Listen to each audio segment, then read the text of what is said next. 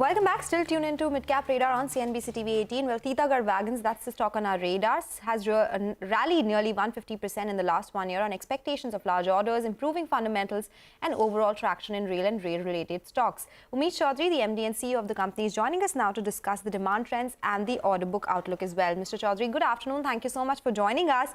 Well, the stock has done really well, and it is in anticipation of a better demand and order book as well. So can you give us a sense of what Q3 has been like, the expected orders? Was it better than what you anticipated? And what is the quarterly run rate that you're looking at? Yeah, good afternoon. Always a pleasure being with you. So yes, absolutely. I think there is a much stronger, much more positive outlook in our sector, in our businesses. And as far as Q3 is concerned, we'll be coming out with our quarterly results in due course. So I cannot really speak much about the Q3 results and the Q3 order booking, which also will be announced along with the results. But if you look at the run rate that we already achieved in Q2, we did a revenue of 620 crores in Q2 with an EBITDA of maintaining our EBITDA guidance of 8 to 10%. And if you really compare it to where we were 3 years or 3.5 years ago on an annualized revenue of 300 crores, so obviously there is a large journey that has been traveled in the last few years.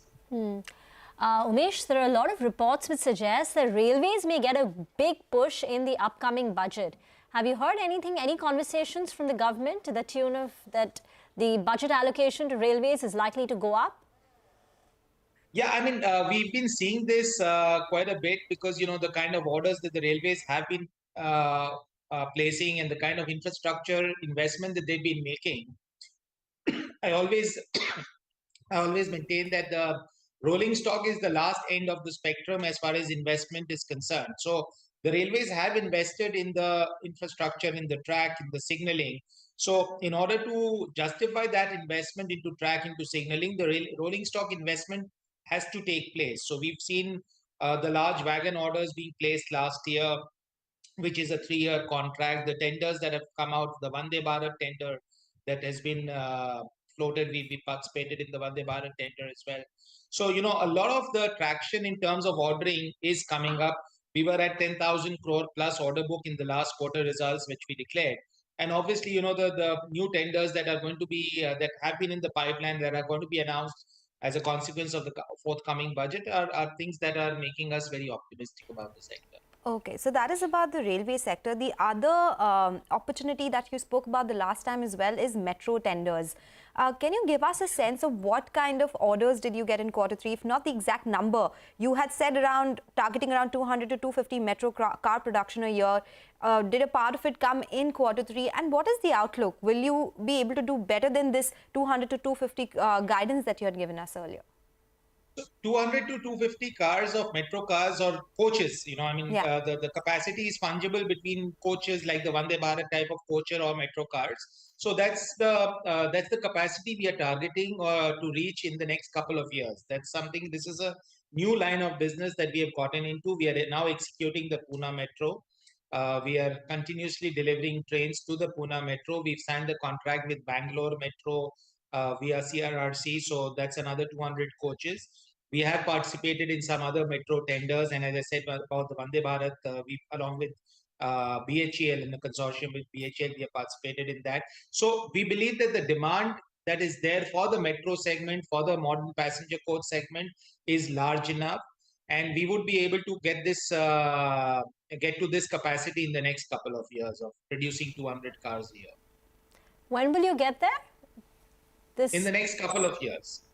Okay, and could you give us some more color on the tenders for metros that you've participated with, either in consortium with BHEL or otherwise? The size, which cities, and when you're likely to hear from them? Are you already L1 in any orders?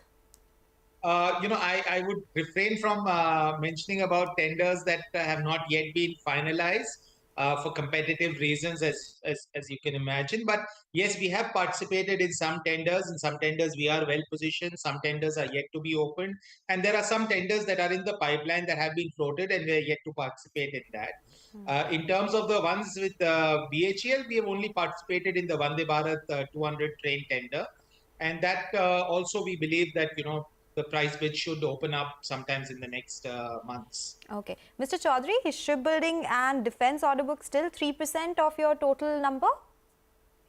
Yeah, that's about 300, 400, 350 to 400 crores. So that's about 5%, 5%, 4% of our total order book.